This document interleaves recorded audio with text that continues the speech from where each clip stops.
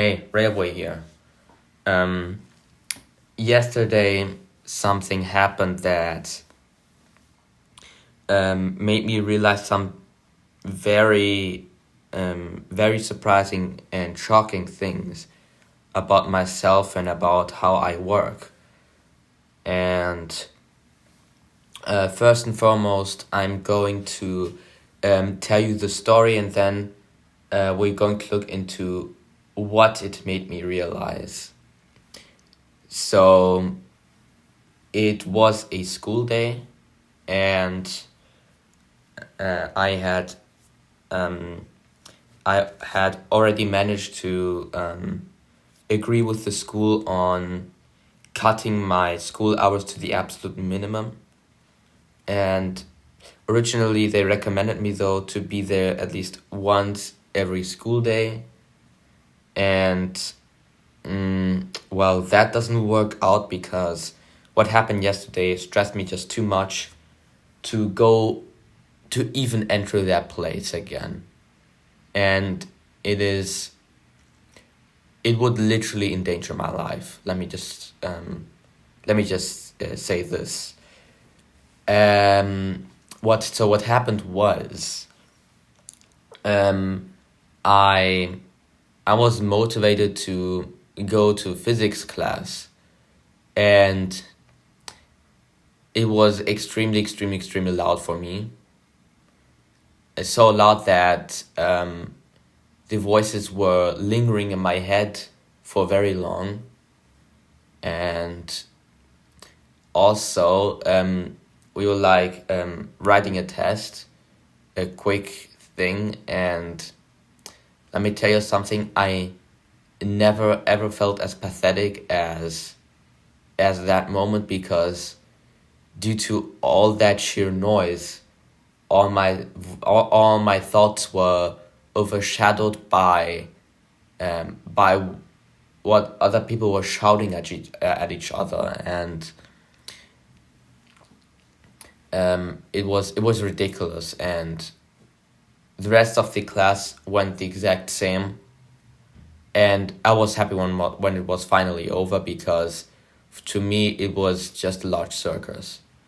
I talked about that to my physics teacher, and he said but it wasn't loud at all, only after the test. And I was like, yeah, you don't hear with my ears, so don't make any judgments on that.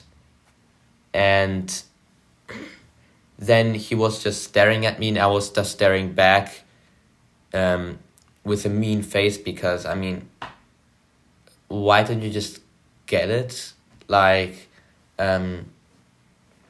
For context, I have Asperger's, and the school knows that.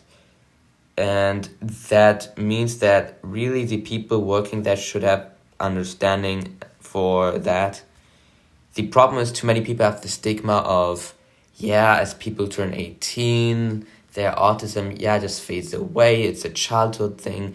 Too many people in Germany have the stigma, and it is very unfortunate. I think my physics teacher is one of them, which is unfortunate. I cannot confirm that, but probably, because he treated it as if it was no longer an excuse in tick marks.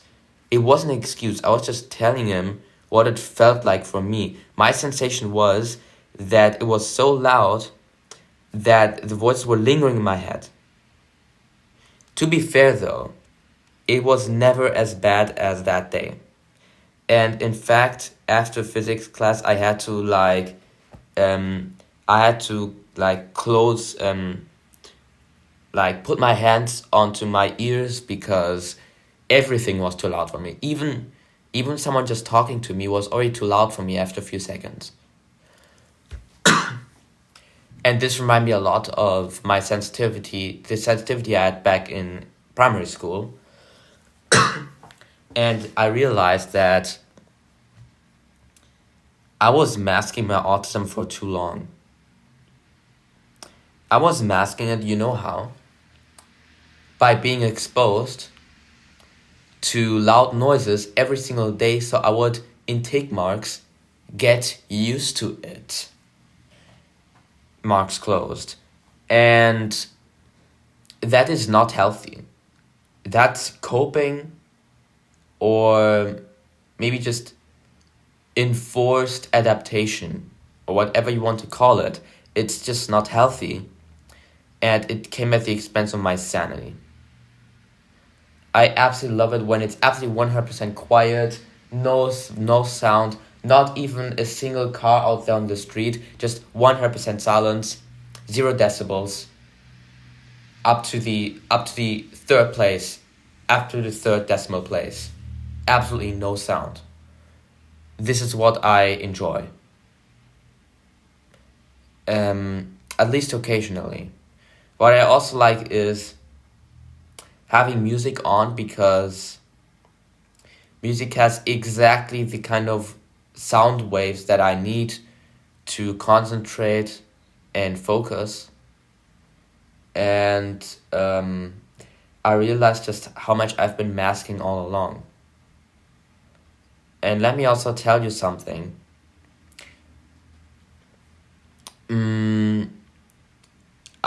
After physics class, I also explained to the teacher that I couldn't write the test like that. It literally wasn't fair towards me. And also, there was someone else with autism who was also pointing it out, and to both of us, he was just saying, yeah, I'm gonna make sure that it will be better next time. The point is, that is too late, because it's already affecting this time. And this is exactly what I pointed out, and he was like, yeah, for that one time. And I was like, it's about fairness. It must be fair. And in general, I have a strong sense of justice, which was always the problem I had with bullying, by the way. In case you haven't watched the other installations of TAMP, I was bullied for a very long time, from first grade to mid 7th grade. And even after that, people would still kind of make fun of me, because really no one is really informed about Asperger's and autism and all that. To this day, we talk about the year 2025, and people still don't get it, which is just astonishing, but negatively astonishing, of course, and something that just makes me disappointed at humanity. But anyways, as I was saying, I really struggle with the kind of people who say, yeah, it will be better next time, instead of really addressing that time where it happened. Because this is what I'm talking about. My physics teacher was just deviating. And in general, my physics teacher is someone who lacks social skills. To be fair, I do too. But that has different reasons. It has something to do with my upbringing. But if you are a teacher, you shouldn't be lacking social skills. I mean, I'm not going to become a teacher because I know I couldn't do that. Though maybe I shouldn't be too harsh when it comes to that. When it comes to like choosing the job or something, I really shouldn't. Honestly, I shouldn't really say anything about that because I have no idea. Though I do know that my physics teacher really lacks empathy. Like, his empathy is fake, just like mine, and it's terrible for me to meet someone else who also has fake empathy, because my fake empathy really relies on the true empathy of someone else. And I mean, yes, that does call out my fake empathy, but also in a way that is really insulting. And my physics teacher, for me it sounded like the physics teacher was saying, haha, better luck next time. And this is not a good approach to resolving such issues. And I talked to my, and for context, my physics teacher is also my so-called coordinator. It is basically the teacher who administers all of 13th grade, which is the grade I am at. It is the last grade of school in Lower Saxony, Germany. And by the way, Lower Saxony is a federal state, and each federal state does school differently.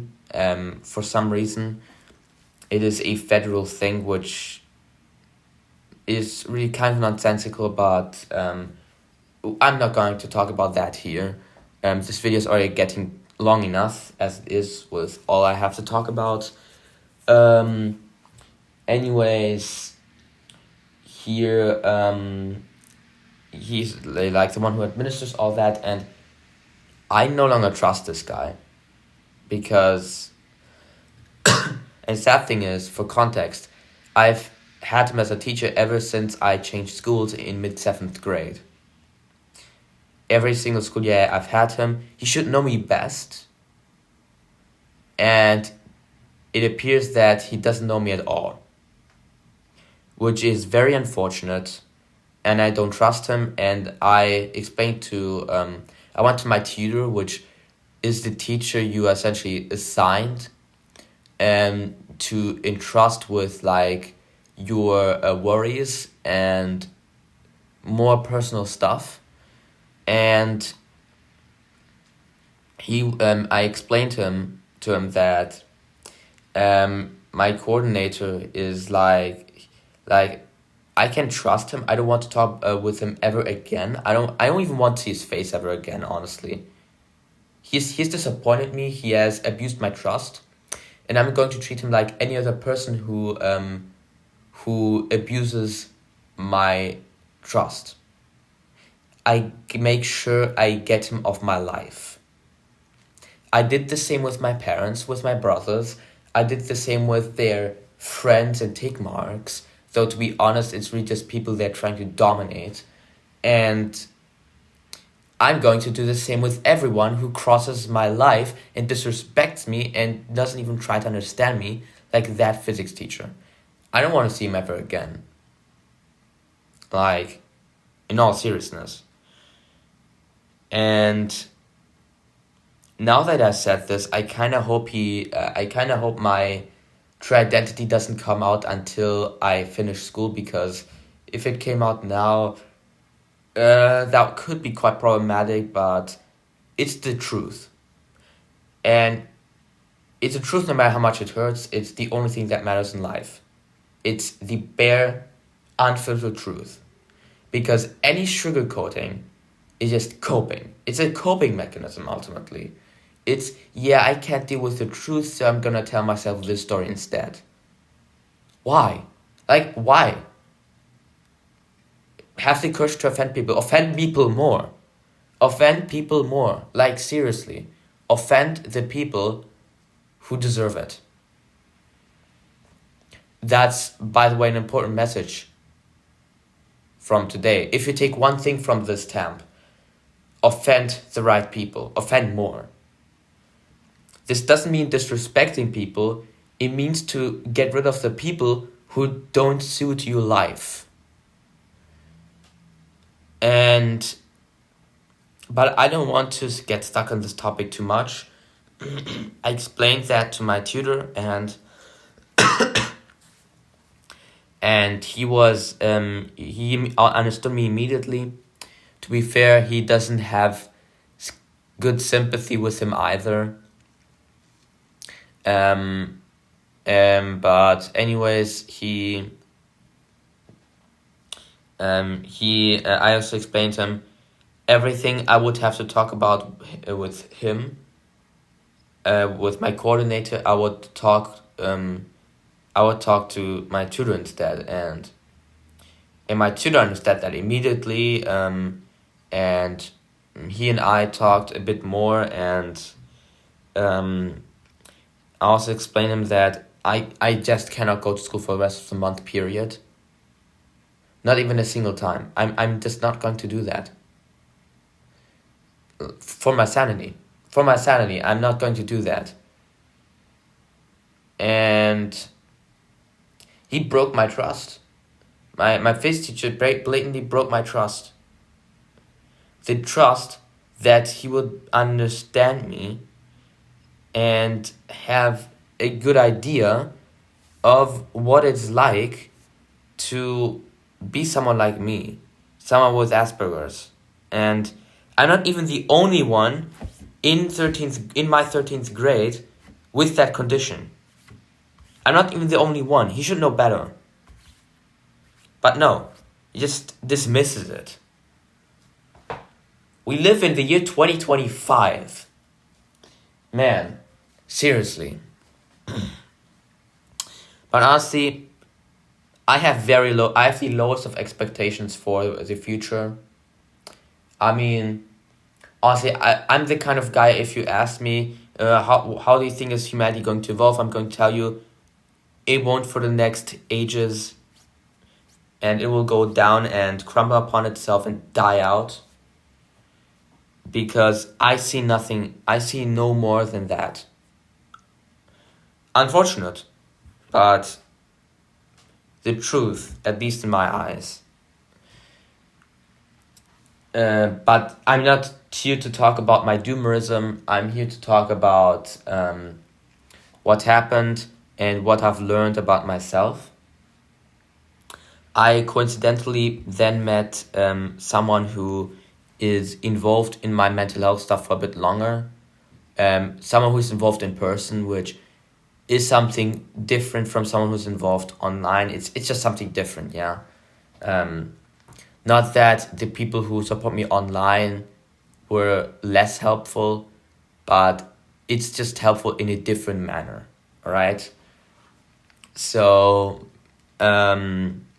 we met and and I remember just letting out all my emotions because I realized I was stuffing down my emotions all along. For so long. I was stuffing down the fact that it was so loud.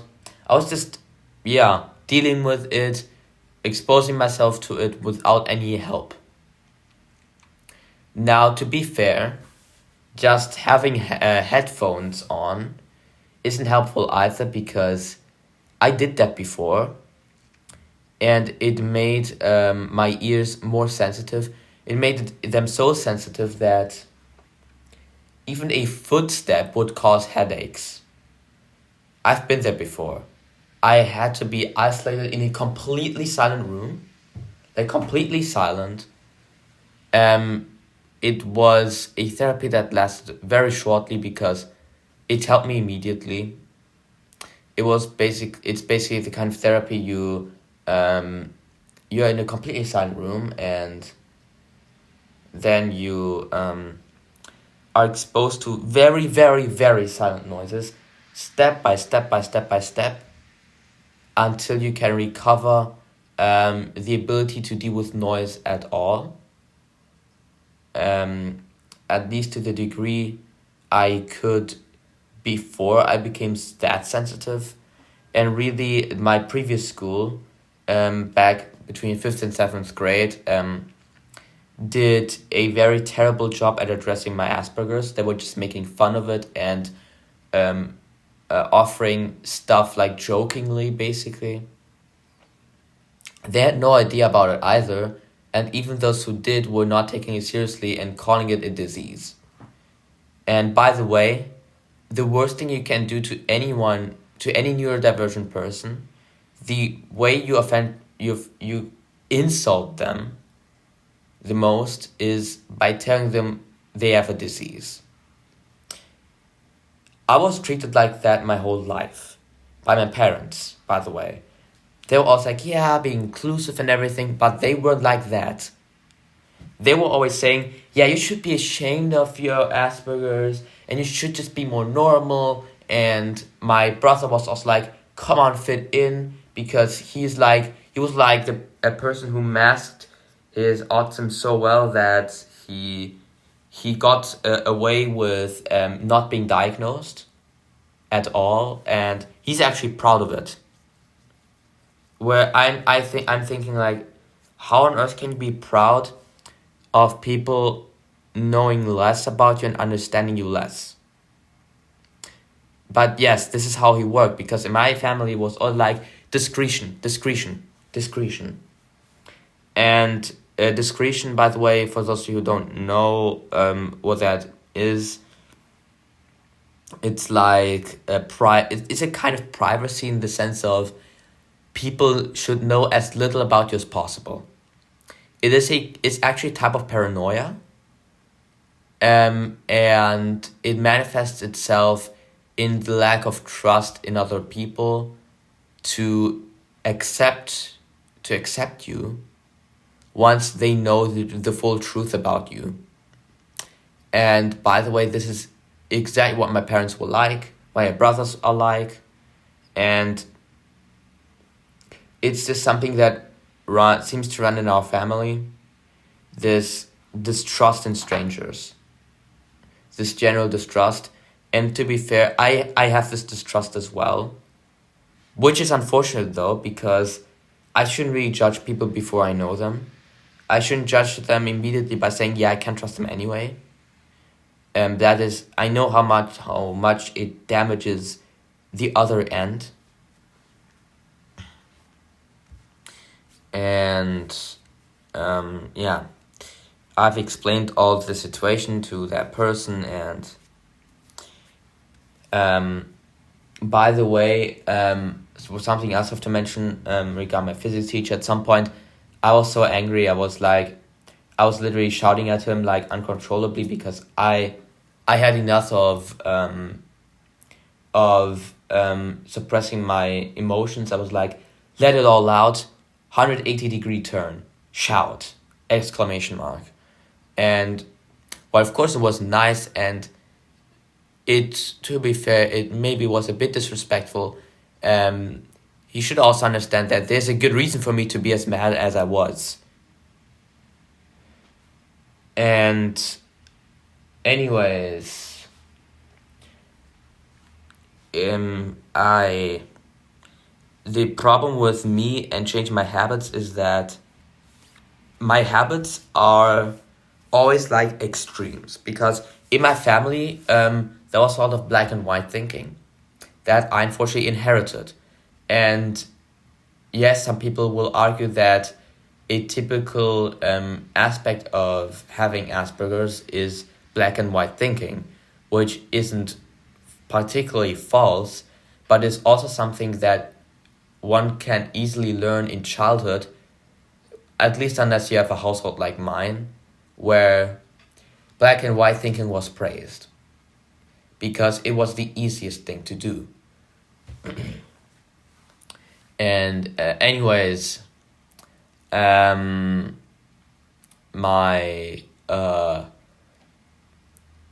what I have to do, because due to my deeply ingrained black and white thinking, is in order to learn to act in a balanced way and according to situation, I usually act in the one extreme. For instance, bury all your emotions under you, or something like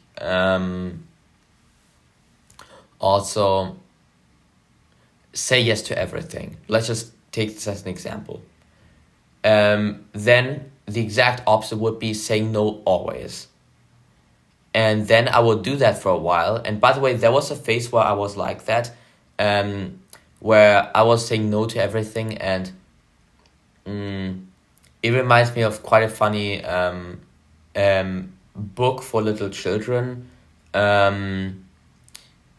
It has really nothing to do with what I'm talking about, but maybe if you're a parent, it might be a really funny book for your little children. There's a book called Neinhorn by Marc-Uwe Klink. It's a German author. and it's about a a like always mad unicorn who says no to everything and meets like other funky animals with their own weird extreme habits. And these stories are always about finding the balance between the two extremes there can be regarding each and every habit, and also about adventures in general and stuff. I have never read it, but um it's okay. I did look into it a bit, into what the drawings were like and everything, because I like the art style, but and along the way, of course, saw a bit of the text, but yeah, it's funny. I can recommend that for people who deal with little children. That can be a nice book series. Um, but I'm not, honestly, I don't even know how I got here. Really, just like in that book, I have to learn to approach to change my habits by doing the exact opposite first, even if it means to just take the other extreme, which isn't good either, to be clear, but it gives you an idea of what the whole spectrum looks like. Because if you try to find a middle before you know the other extreme, you can't know where it is. You will always be unsure whether you should maybe go a bit further or a bit less far. You will always forever have this insecurity if you don't know both ends of the rod. It's like, yeah, it's like a pencil. If you only know one of its ends, you can't know where its middle is. That's I have to find the other end first before settling on something in between that suits me and also my character, my person, and so on and so forth. Um, I'm not sure whether I'm the only one or whether it's because of the kind of person I am that I have to approach change like that. Whether perhaps it is healthier than what other people are doing, just trying to find the middle right away, or whether maybe all people do this. I'm not sure. I can't know that because I don't know any people who actually put effort into changing their habits. I know so few people like that I can't really make any statements about that, which is rather unfortunate. Yeah. But anyways, um there is something else I want to tell you, and it's the fact that I realized a lot of very interesting things. Let me just put it this way. And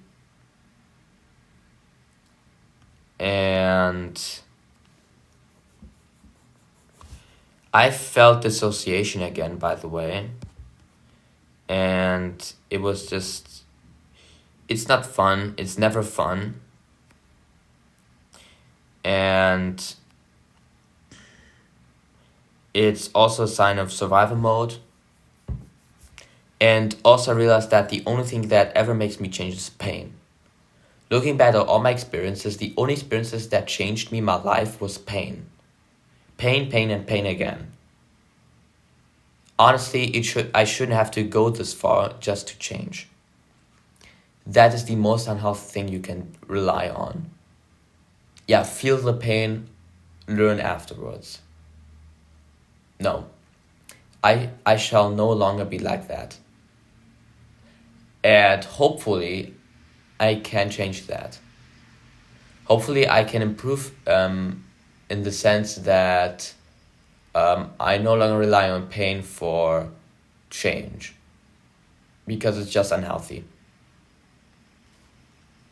And I, by the way, because my mind's so chaotic, I have to like I have to look at the venting I did on a server. In case you didn't watch Temp 5, I was venting something happened in a server, and then it like spread to my server, and yeah, it's that same server, by the way. I'm going to say no more. And I essentially have 3 problems. It's assuming that other people's thought process was similar to mine, which isn't true. Like, people are not like me. Assuming that other people are like me is the most survival mode thing ever. As I mentioned before, I lack the ability to express my feelings when it's the right time to do so. I kind of have to force myself to express my feelings. It doesn't come naturally. And last but not least, I am literally incapable of regulating my stimulation. It isn't really a problem because that's just what comes with my condition. I don't have to get used to noise. Maybe the world should have less noise to accommodate people like me. In all seriousness. Like, I don't know what people have with all these loud noises, these ridiculously many traffic lights, car noises, and everything. I have no idea why people are so obsessed with having noise for everything and it's just nonsense. I do recommend checking out other channels of people who talk about autism, the autism spectrum.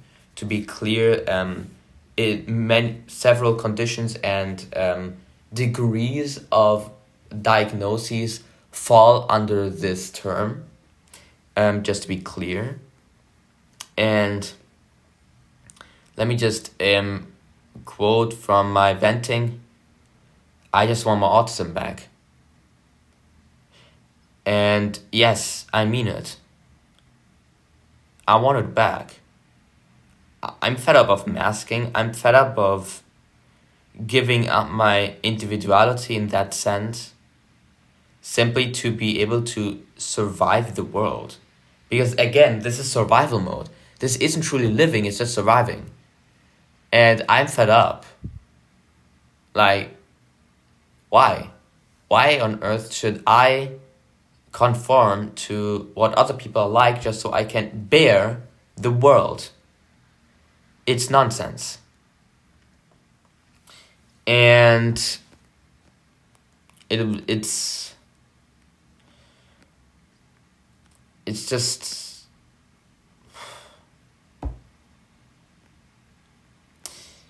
I'm just scrolling through my venting because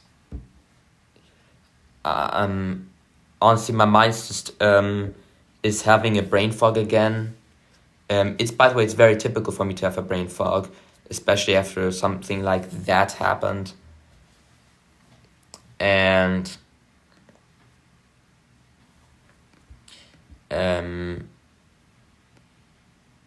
the problem with dissociation, I wrote, is that it removes even my fake empathy, like the thing that I compensate my lack of true empathy with, which as I might have explained before, what I mean by fake empathy is like, instead of like intuitively feeling the person is sad or they need like help with something, I'm like, okay, the face looks like this and that, and they're currently acting like this and that, their motions is like this, their motion is like this. Oh, I conclude this person is sad. By the way, it's always funny. It's actually very funny how it called me, how the channel Vsauce called me out, kind of, with the video, The Future of Reason. A very good video, that goes very deep into into the modern day problems of how we approach politics and the question of truth. Um, I can highly recommend it. It's also easy to find on YouTube. I mean, the channel is very well known. And one thing that he like said satirically was um, when he was talking about intuition, and that sometimes we just kind of have the feeling like things are in this or that manner.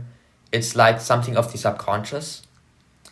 And what he was like kind of making fun of was like, what if it was all pure reason, and it was like, people aren't and he said something like, people aren't like, his eyebrows are like this and his mouth is pointing slightly downwards, and he's having fists or something like that. He said, hereby conclude this person is angry. And when he said, well, no, people are not like that, I was wondering, but that kind of resonates with me. Maybe I'm like that. And again, this could have something to do with Asperger's. I mean, unfortunately, there's the stigma of people in the autism spectrum having like no empathy, having no facial expressions, and basically being heartless. People with autism aren't like that, to be clear. They feel and express their emotions differently. That is always something very important to keep in mind when you encounter someone in the spectrum. I get it, there are extreme cases where people actually don't feel anything. This exists as well, but most people of this kind are not like that. They aren't that extreme in the spectrum. And I'm not extreme in the spectrum, to be clear. And what I want to say is that I compensate my lack of true empathy with this kind of fake empathy through reason and cognition. And really, I just noticed it's kind of funny how in this time I've already referenced two things, two external sources. I mean, it happens. Now that I am mentioning so many other people, really, let me talk about my ego again. I know I've talked about it in temp. I talked about it in temp 6 or 5. I'm not sure. And basically that is on the topic of my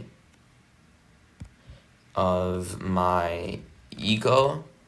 And wait a moment, I'm just correcting like messages here. Yeah, okay. Anyways, I pointed out how the ego is incapable of makes you incapable of working on yourself, because all you ever work on is the version of you show to other people to fit in or to feel like you are in control. This destroys the ability to change ever. And by the way, the place where I learned from this, where I learned about the ego for the first time, was Julien Blanc. I can only recommend that channel. Many of the things I've learned recently come from that channel. And I really like the idea he presents it with real life examples, with with a lot of good analogies. It's very thought-provoking, and I can recommend you, if you feel like you need to change, but you also feel like you're incapable of doing so, or you also feel like your life is too superficial, go ahead, check out this channel. He explains it better than I ever could. But speaking back of my problems in particular, I sense the fear that if I lose my ego, I would then lose all my self-confidence, and I might become the ultimate people pleaser and self-isolating introvert, as I wrote here on the venting channel. And yeah, I feel this sensation. I know it's probably not true, but still the sensations hold me back. The problem with me, and I talk about this a lot, is my thoughts and my feelings are not aligned to one another. As much as I can cognitively know that I should take a different approach, if my feeling doesn't, if I don't feel it, it won't work. And the other way around, as much as I feel like I need to change, if my thoughts don't go with it, nothing will happen. I had the analogy of, if you talk to me, you're talking to two people. Thoughts and feelings. There isn't really one unified person that I could call me. And I noticed this. I feel like flying around in the void without any direction. Stuck. Drawn towards no direction. Drawn towards nothing. Though that might be more on the existential side of things. But anyways, let me just point out something else that I wrote here on the venting channel here, and it's like two chains of intake marks or logic marks closed, that while they make no sense at all, and I cognitively know it, I don't feel it. Again, it's this detachment between these two side parts of me. The argumentations in tick marks go like this. I'm criticized equals the person doesn't like me, equals the person hates me, equals they will hurt me, equals avoid being criticized. This causes you to become the ultimate people pleaser and to become the most boring and standard person ever. Like saying nothing controversial, doing nothing, absolutely nothing that could somehow be thought-provoking. In fact, actually what I'm talking about is thought-provoking in a certain sense, but it's recent that people can shake off like, yeah, that's like their experience, no need to like criticize. Man, that's wrong. I'm playing to save. And on the internal side of things, the chain goes like this.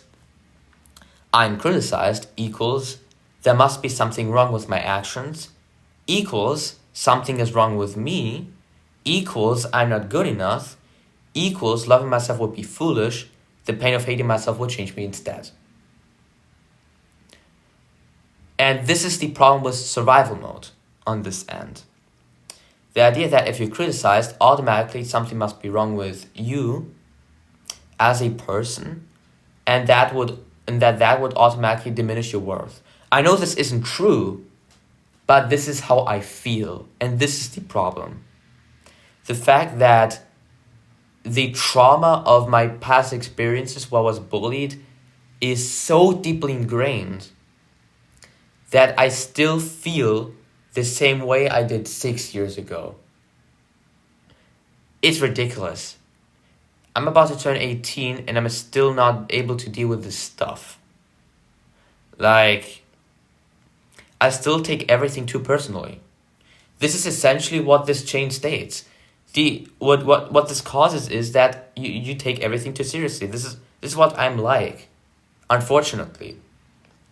And the last point is self-hatred. I have self-hatred a lot, and the voice in my head is oftentimes very critical, like be better or something like that. It's essentially the voice of my parents inside of me. um Let me give you another reference. I mean, third time maybe the charm, but fourth time is even better. I would recommend you, if you deal with struggles like these and maybe also suicidal thoughts, in that case also refer to Temp 6, then you might have probably heard of the band Linkin Park, and actually something that fits very well with this voice of my parents is the song With Me. The text describes pretty much exactly that. Even when people are gone from your life, even when you are gone from other people's lives, you aren't able to get over the past and over the loss you made. And even if it's not a real loss and it's really a gain for your sanity, it's in a different sense, like, yeah, having less people around you, which is already kind of a loss, especially for us social beings. I mean, not that I was particularly social, but we're social beings after all. And yeah, I mean, in general, I can recommend the band. And in case you haven't heard of it, the lead singer committed suicide as well. Um, Again, I'm going to link at Temp 6. And it was very unfortunate. But it also, all these songs are a warning to take mental health seriously.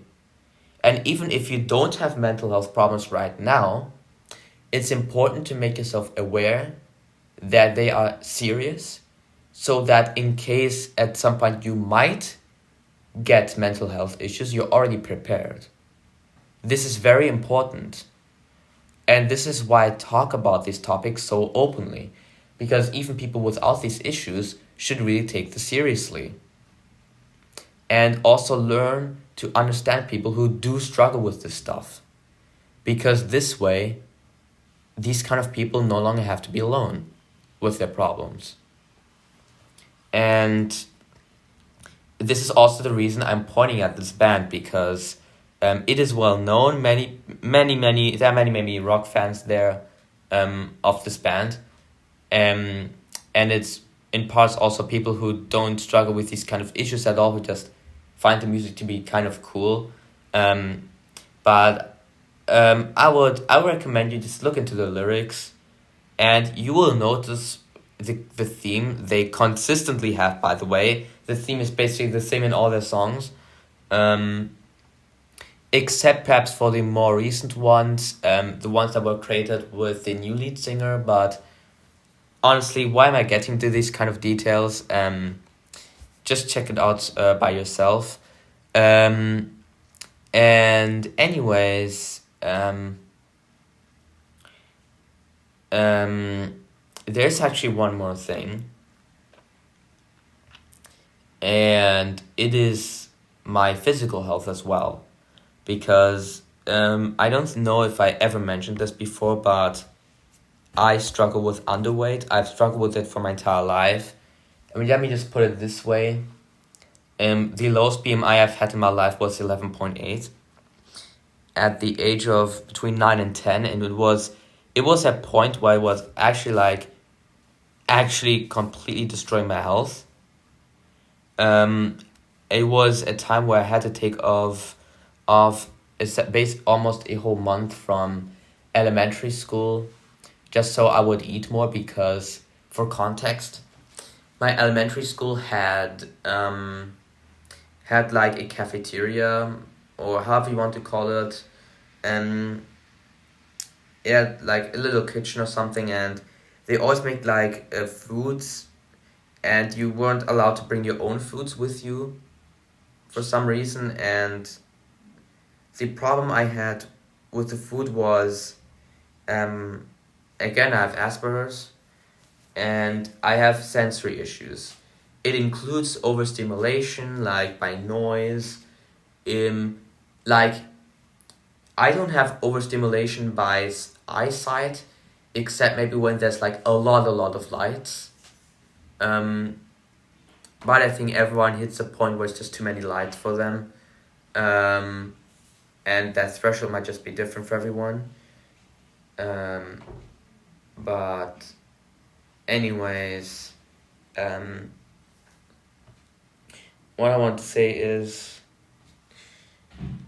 I also have sensory issues when it comes to taste and texture. I absolutely cannot deal with textures like sauce, or when too many tastes are combined at once, because then it's just too many tastes for me at once. Stuff like I don't even like pizza. Let me just say this. And I like when my food is kind of intake most pure. That is one thing at a time. And also, I don't like some particular tastes or textures, like a lot of them actually. And the problem with that elementary school was that they were trying to, back then, again, we're talking about the early 2010s, and kind of early 2010s. And it was, back then there was the stigma that the sensory issues of autistic people could be be removed through exposure, through repeated exposure, which is not true. This is exactly what my parents did, and I remember they had these kind of mini books where they would like document like which things I would try out, which food I tried out, and how much I liked it. Warning, it was always 0 stars in terms of taste, because the mere fact that they forced me to try the food was what caused me to not enjoy the food at all. And this is the problem. I talked about this in previous times. When it comes to parenting, you can't always approach it with the iron fist and with do it or else, because otherwise you're completely destroying the intrinsic motivation of the child to try it out. And if they don't have an intrinsic motivation to do it, just deal with it and accept it and say, okay, it's not the right thing for them. Maybe it's something else. Yeah, it's as simple as that. If only it was so simple. But of course, nothing is ever simple when it comes to my parents and my schools. So I obtained like a disgust for food. Like there's this, yeah, don't eat, not now. I have this actually. And I have like a lack of appetite, which is only increased by my occasional suicidal phases. Now it's just like mini phases, but they still completely destroy the little appetite I have, and even my motivation to maintain my 3 meals per day. It fell into the ocean. And I think this is one of these things that only a psychologist can help me with. I must be fair. I am capable of trying out new food.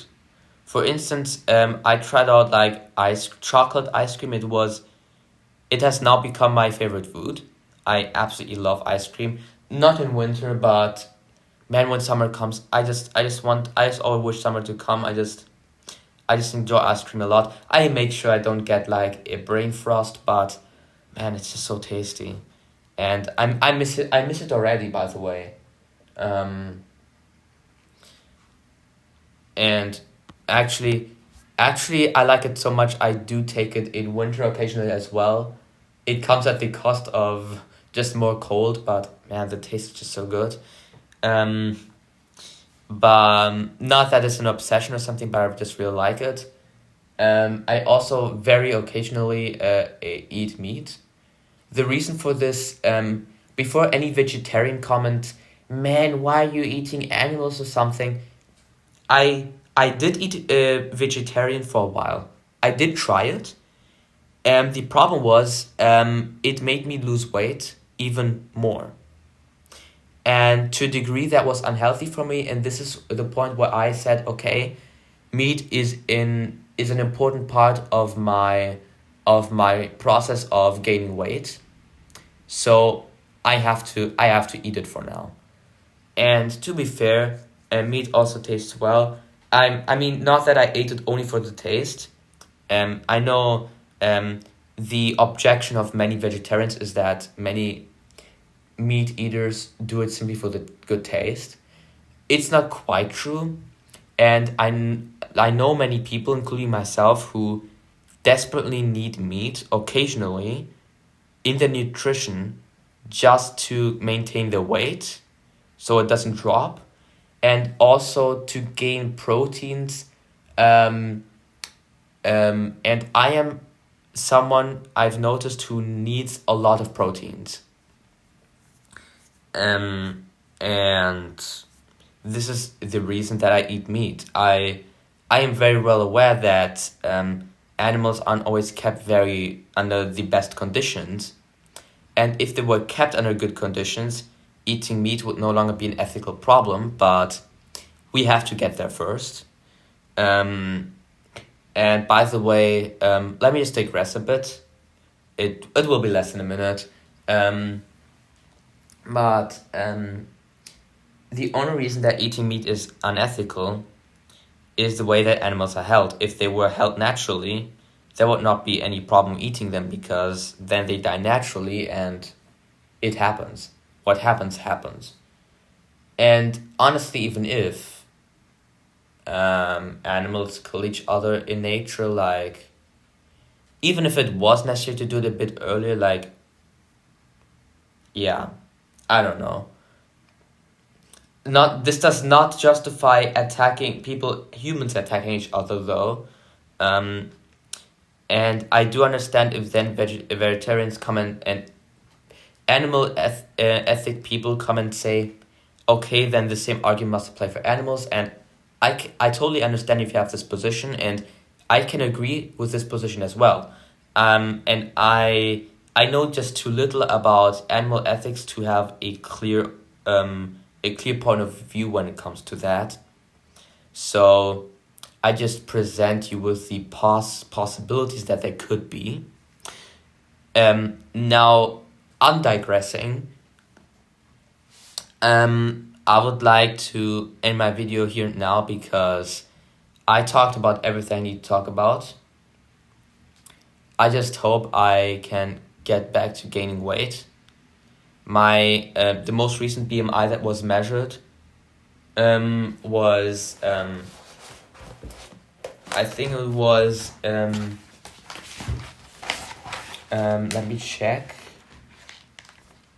It was 15.2, which was a vast improvement to 14.5, which was measured earlier. And by the way, that is data from December 11th, 2024. So from about a month ago. I was just pulling out the document that that had this information.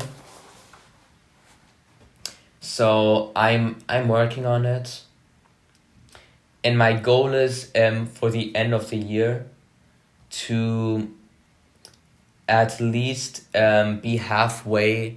Actually, my goal for summer is to obtain a BMI that is at least no longer borderline dangerous, which my BMI still is, to be clear. 15.2 is little for my age. I'm 17 as of making this video. And I am very well aware that my underweight is very unhealthy. And actually, let me also address why it's so problematic for me, like psychologically speaking, to maintain my meals. It's the fact that My father um, is highly overweight, and my mother would like every single day basically just scream at him and blame him for his overweight and self, motivating him and pushing him up and saying, "Come on, you can do this," and how about we walk a little bit together? She's always like, "Man, you should hate yourself. Just look at your body. You should be ashamed." And you can treat anyone like that. And my mother's always this dominate, blame, shame, and she loves the shame game. The finding the victim, finding the cause, finding whose fault is it. It's always the fault game. And this is, by the way, how all conversations in my household used to be. Instead of trying to solve the problem, all there was looking for the person whose fault it was. But now I'm going to leave you with a bit of a cliffhanger for next time about what the family dynamics were like. So see you in the next camp, and I hope you can. I hope you can wait, and trust me, you won't have to wait very long.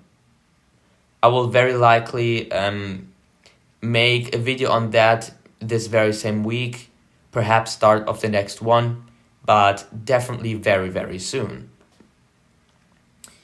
And with that, cheers and see you next time.